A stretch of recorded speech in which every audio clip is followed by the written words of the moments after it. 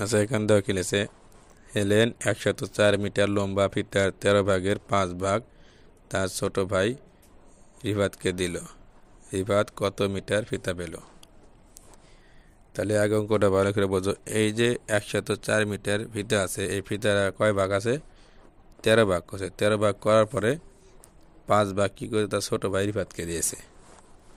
অর্থাৎ এই 104 মিটার লম্বা ফিতার ভিতরে কত ভাগ আছে? 13 ভাগ আছে। তাহলে আমরা লিখব 13 ভাগ ফিতার দৈর্ঘ্য 104 মিটার। এই দৈর্ঘ্যটা কী কারণে লিখলাম দেখো, এখানে কি বলছে? লম্বা। লম্বা কথার অর্থ হচ্ছে দৈর্ঘ্য। প্রস্থ আছে, এখানে তো প্রস্থ পাবে না, লম্বা দৈর্ঘ্য। তোমরা লম্বাও লিখতে পারো, দৈর্ঘ্য লিখলে ভালো হয়। তাই 13 ভাগ ফিতার দৈর্ঘ্য হচ্ছে কত মিটার? 104 মিটার। আমাদের প্রথমে কিন্তু 1 ভাগ বের করতে হবে, তারপর আমরা ওই 1 ভাগকে 5 ভাগে গুণ করব। তাহলে 1 ভাগ ফিটার দৈর্ঘ্য কত হবে? কম হবে, ভাগ করতে হবে। 104 ভাগ 13 ভাগ করে 13 গণনা মতো কিন্তু তোমাদের শিখতে হবে, শিখে নিও। 8 13 104 হয়। তাহলে 1 ভাগ কত হলো? 8 মিটার। আমি তোমাদের নাম মতো পাশে দিয়ে দিছি, দেখো, দেখে নিও। তাহলে 1 ভাগে কত হলো? 8 মিটার। তাহলে এখন রিফাত থেকে কয় ভাগ দিচ্ছে? 5 ভাগ। তাহলে আমরা লিখবো 1 ভাগে ফিতার দৈর্ঘ্য 8 মিটার, 5 ভাগে ফিতার দৈর্ঘ্য কত হবে? 8 গুণ 5। যেহেতু বেশি হবে গুণ করতে হবে। 5 8 40। তাহলে উত্তরে রিফাত কী বলো? ইনি কি লিখেছে? রিফাত কত মিটার ফিতা পেল? রিফাত 40 মিটার ফিতা পেল।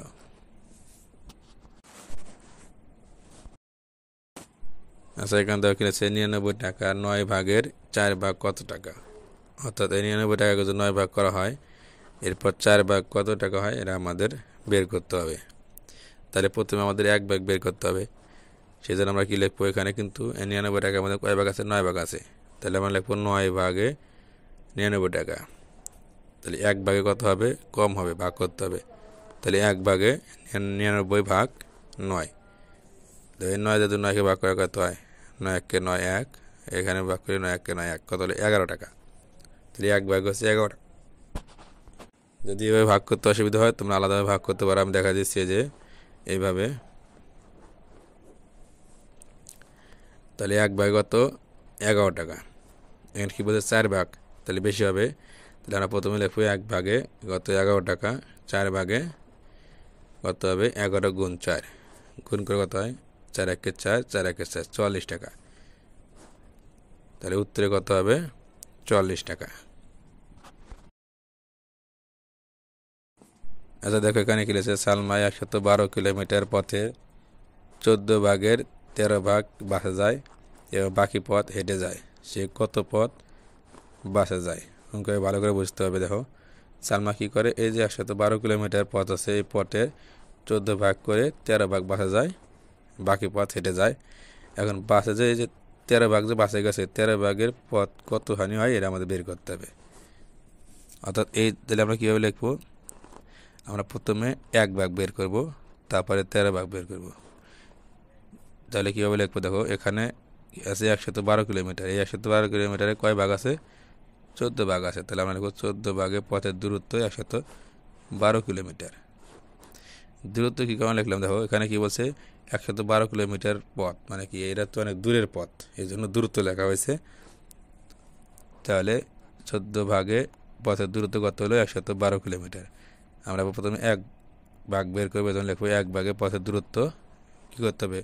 কম হলে ভাগ করতে হবে। তাহলে 112 ভাগ 14 ভাগ করে কত হয়? দেখো, এখানে কিন্তু তোমাদের 14 ঘরের নাম মতো শিখতে হবে। 8 14 112। তাহলে 1 ভাগে কত হলো? 8 কিলোমিটার। তোমার নাম মতো পাশে দিয়ে দিচ্ছি, তোমরা দেখে নিও। তাহলে আমরা কী পেলাম? 1 ভাগে কত পেলাম? 8 কিলোমিটার। এখন কী হচ্ছে? সে কত পথ বাসে যায়? তাহলে বাসে কত কিলোমিটার যায়? 13 ভাগ যায়। 13 ভাগ বের করতে হবে। তাহলে 1 ভাগের পথের দূরত্ব কত হলো? 8 কিলোমিটার। তাহলে 13 ভাগে পথের দূরত্ব কত হবে? বেশি হবে, এখন বেশি হলে গুণ করতে হবে।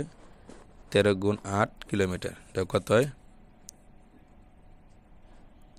3 আর 24 4 হাতে কত 2 8 1 8 2 10 104 কিলোমিটার। তাহলে সে 104 কিলোমিটার পথ বাসে যায়।